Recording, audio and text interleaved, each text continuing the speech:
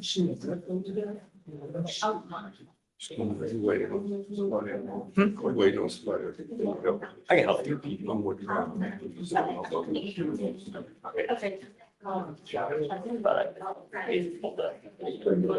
Okay. Okay. So, last note we have on this one is that I believe Flyer is the mitigation packet on those. So now it's back in October, so do you know if it What will will happen is my father.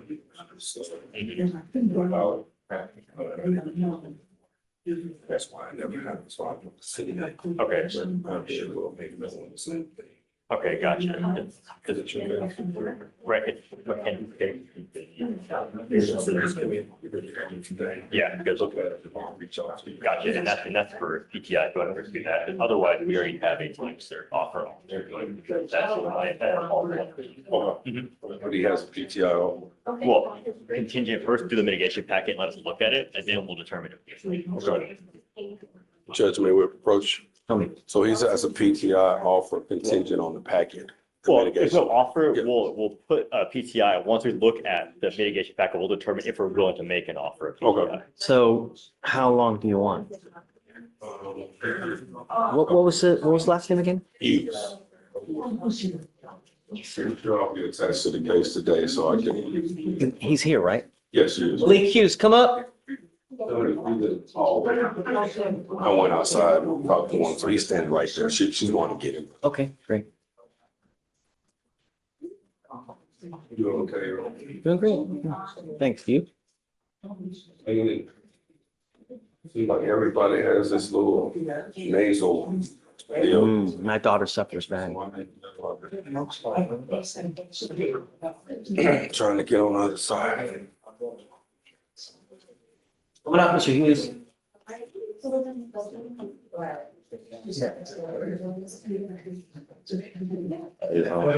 Your lawyer is trying to work a deal where he's trying to get an intervention agreement for you.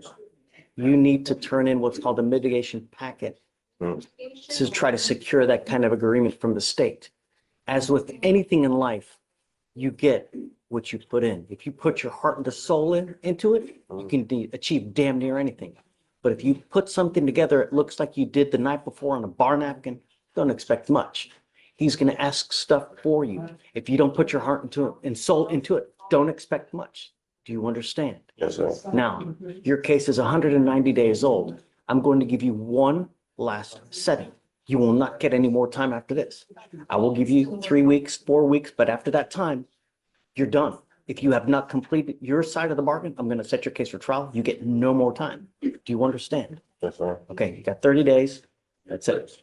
All right, we'll have you see.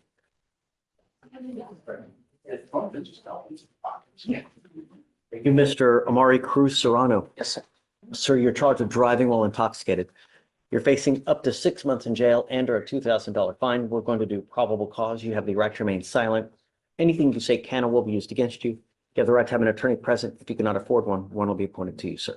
Yes, Judge. On January 30th, 2025, the officer was dispatched to a major crash on West Dallas Street in Harris County, Texas. The officer observed a bumper part of the motor vehicle at the scene where the defendant's vehicle struck a pole. The license plate was attached to the bumper, which came back to a blue Toyota Corolla when ran. A real witness saw the motor vehicle parked on the shoulder of North Freeway, matching the description given out by the officer on the side of the freeway with the defendant in the driver's seat. The real witness observed the defendant get out of the vehicle to change his tire, and the real witness stayed on scene.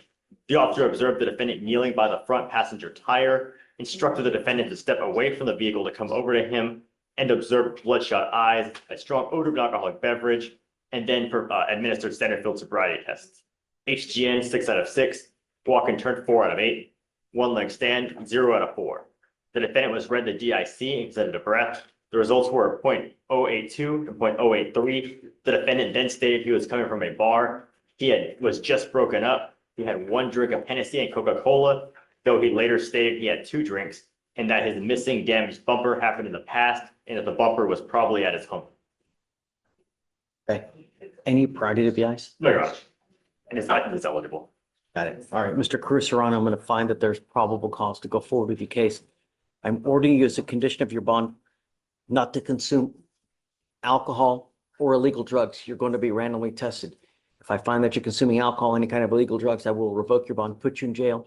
No more PR bonds. Do you understand? Yes, Your Honor. As long as you have a valid Texas driver license and liability insurance, you may continue to drive. But if you don't have one or the other, then you're not allowed to drive. And that's also a condition of your bond. You understand? Yes, Your Honor. Now, you have a lawyer. Because you have one, I will waive your appearance. You don't have to waste your time coming to court, but you must stay in touch with counsel and he will tell you when you have to come back to court. If he tells me he can't get a hold of you because you're playing games, you're not responding to phone calls, text messages, you pick up a new case, you become a danger to my community, I only have one place for you. You understand? Yes, Your Honor. Okay. I'll have you sign a receipt of Victoria. We'll have you meet with Felicia for your bond conditions and then you're free to go. Thank you, Your Honor.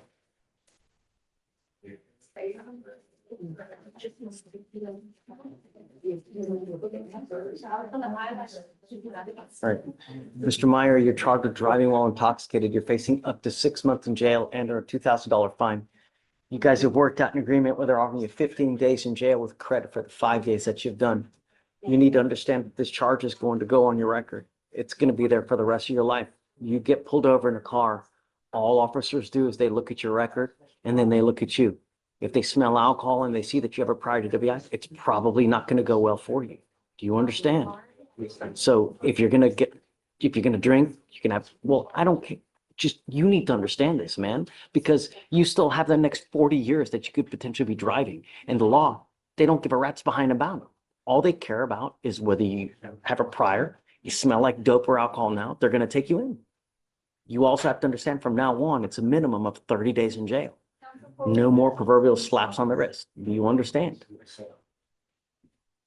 You're giving up the right to a trial, right to compel witnesses to testify on your behalf, confront and cross-examine your accusers.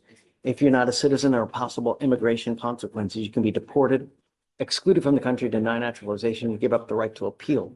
Once you accept this agreement, you can never change this or undo this. It will go on your record forever. Is this what you want to do? How do you plead to the office of driving while intoxicated? Guilty, sir. I'm going to find you guilty. Tell me why it got so old again. Do you know? I don't, Judge. I mean, he lives in New Mexico, so I'm not really sure how this came to be.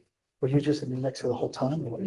No, I was here for over a year and it happened during the height of COVID. It just took a couple years to even go to trial. Come to court. Good things happen. You know, really. So when you pick up future criminal cases, come to court. Now, I don't know if you have any prior DWIs, but you got to understand the third DWI, because if you have a prior DWI, this one now makes 2. A third, you're looking at a felony charge, 2 to 10 in the penitentiary. So you got to be very careful if you have any priors. Do you understand? Okay, guys. Good luck. I'm going to run it CC. Thank you, Judge. Oh, one more thing. I have to suspend your license. I'm going to do it for 90 days. Do not drive until you get a license. All right? Okay, guys. Run it CC everything. And Judge, on your jail docket, Lopez Jacinto, he's going to waive the fugitive. So we'll wait for the interpreter to get here. Do you want to bring him up? We'll bring him up. On January 14th, 2024, an officer at 3:14 a.m. was dispatched to a disturbance call at 4800 Hollister Street. Upon arrival, the officer made contact with the defendant who was inside his vehicle. Officers attempted to box in the defendant with emergency lights on. The defendant reversed out and evaded in his motor vehicle.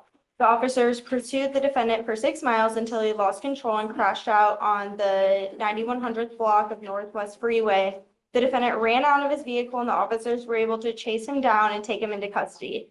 The complainant told the officer that the defendant was asleep and woke up feeling paranoid and thought somebody was trying to kill him.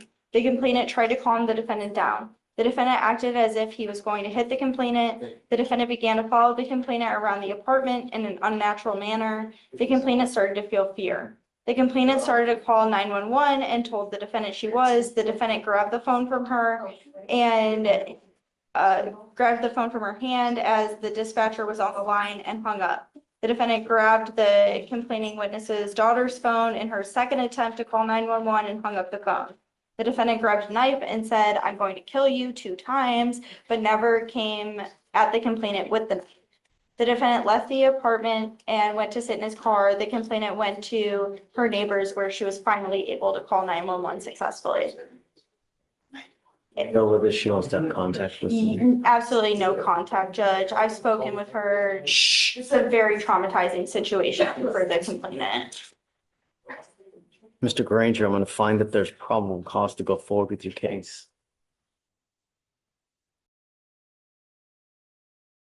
Do you know what conditions the felony court has placed on him? They have not placed no contact with it, which is why I wanted to approach with you today, Judge.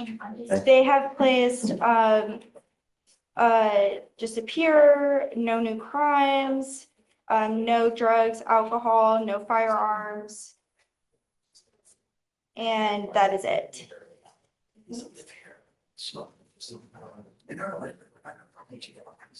Yeah.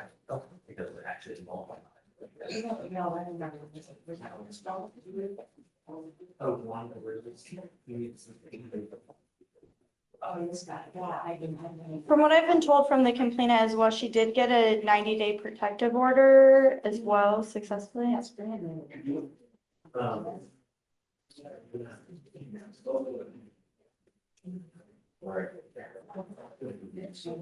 Granger, I want you to understand that I'm going to do everything in my power to protect my community at all costs. If I find that you become a danger to my community, if I find that you try to have contact with the complaining witness, if you pick up a fifth case, I'm going to go absolutely bonkers. Do you understand?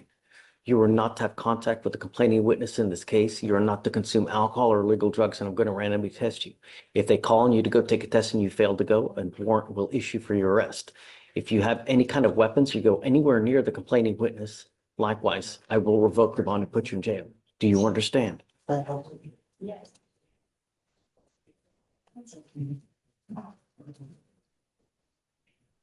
So no weapons.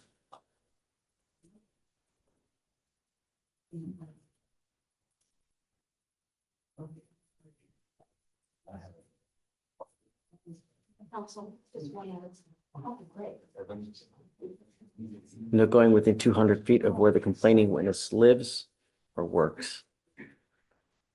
There are no children involved, are Yes, there? there are children involved, and one children were on the way. scene of the incident. He has two kids, that's his wife, two kids, and they're expecting one. When are y'all expecting one? August. It doesn't matter that you have one, you're not to have contact with this person. Do you understand? Yes, sir. If you're gonna have contact with the kids, which you very well should, use an intermediary. You can use counsel, you can use anyone else, but don't take matters into your own hands. Don't go over there. It's not gonna go well for you. Do you understand? Okay, so you have a lawyer. It is your responsibility to stay in touch with her. If she tells me she can't get a hold of you because you're ducking and dodging, likewise, I will issue a warrant for your arrest. You understand? Sir. Okay, so we'll have him sign bond conditions. You guys are free to go. Thank you, Judge. Okay, please. Thank you. So Mackenzie, I guess just reach out to her, let her know what the conditions are. You know, give her access to you so that if something should happen, she has a way to get in contact with someone easily to let us know. Okay.